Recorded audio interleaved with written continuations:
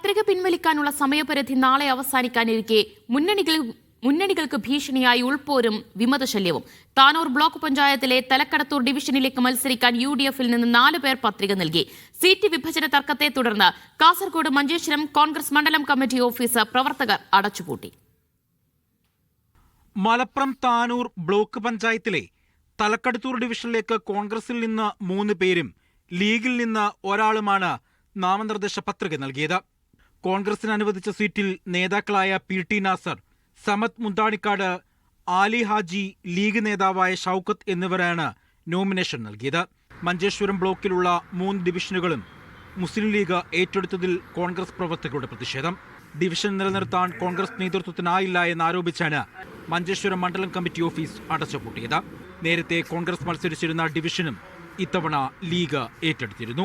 പത്രികാ സമർപ്പണം കഴിഞ്ഞിട്ടും കോട്ടയത്ത് ലീഗ് കോൺഗ്രസ് തർക്കം തീർന്നിട്ടില്ല.